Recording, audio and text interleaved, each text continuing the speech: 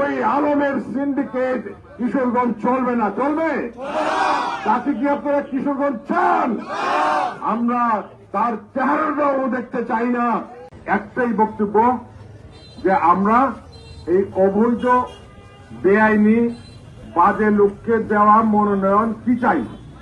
বাতিল চাই, বাতিল চাই এবং কিশোরগঞ্জের একজন যোগ্য প্রার্থীকে বিএনপি থেকে মনোনয়ন দেওয়া হোক, সেই দাবি আমরা জানাই। বন্ধুরা আমার, এই দাবি যদি আমাদের দল যতক্ষণ পর্যন্ত না মানবে ততক্ষণ পর্যন্ত আমরা কি করব? রাজপথে থাকবো, আন্দোলন করব, আন্দোলন আরো শক্তিশালী করব, আরো শক্তিশালী করব। এমন অবস্থার সৃষ্টি হবে আমাদের কেন্দ্রীয় নেতারা তখন কিশোরগঞ্জ আসতে বাধ্য হবে এবং এই কিশোরগঞ্জের আপামর বিএনপির নেতা কর্মী এবং জনসাধারণের মনের আশা তারা পূরণ করে তারা জানিয়ে দিয়ে এখান থেকে যেতে হবে। বন্ধুরা আমার, আমরা অনেক ধৈর্য ধরছি, আমরা শান্তিপূর্ণভাবে মিছিল করছি, আমরা সভা করছি, সমাবেশ করছি, আমরা মানববন্ধন করছি, অবস্থান ধর্মঘট করছি। আমি আগেই বলেছি যে আমরা কঠিন থেকে কঠিনতর কর্মসূচি প্রদান করব। আমরা শুধু চাই কিশোরগঞ্জবাসীর যেন কোনো কষ্ট না হয়, সেদিকেই তাকিয়ে আছি বলে এখন পর্যন্ত আমরা অন্য কোনো পদক্ষেপ নিচ্ছি না।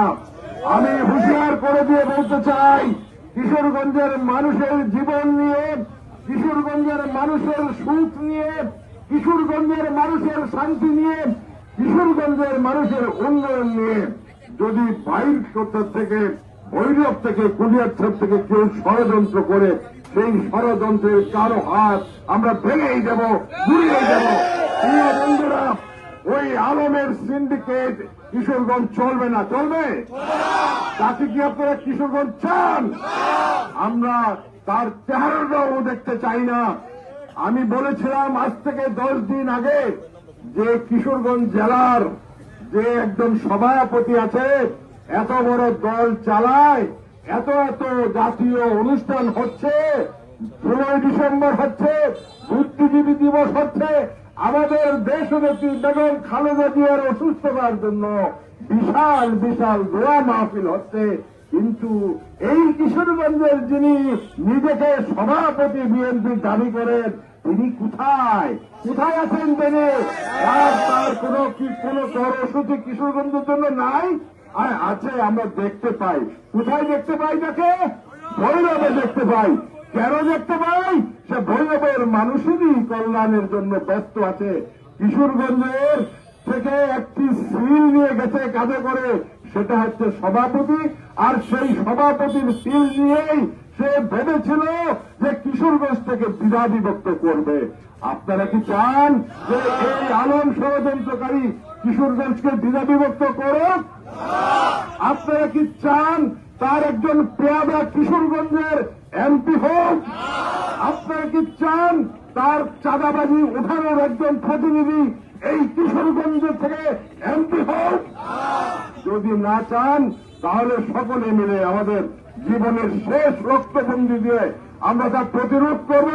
আমরা তা প্রতিরোধ করে কিশোরগঞ্জবাসীর জন্য আমরা সুফল নিয়ে আসবো, একজন ভালো প্রার্থী আমরা নিয়ে আসবো। বন্ধুরা আমার, আমি বক্তব্য দীর্ঘায়িত করবো না।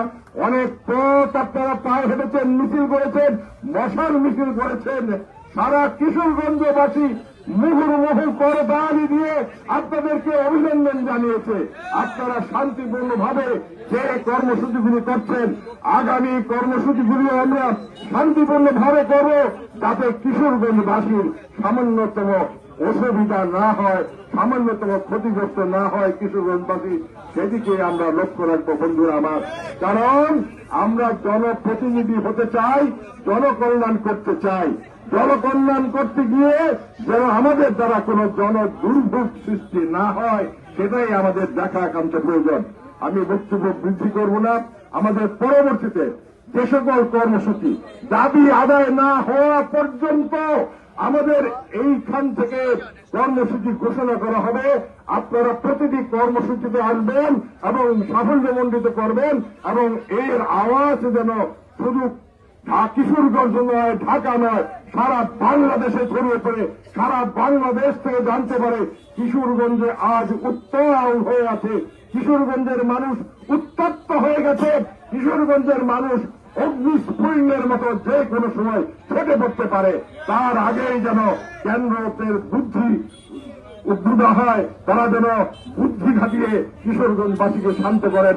এই ভাষা ব্যক্ত করে এই কথা বলেই আমি আমার বক্তব্য শেষ করছি। আপনাদের সকলকে এই সুন্দর মিছিলে অংশগ্রহণ করার জন্য সকল পর্যায়ের নেতা কর্মীকে আমি কৃতজ্ঞতা জানাচ্ছি।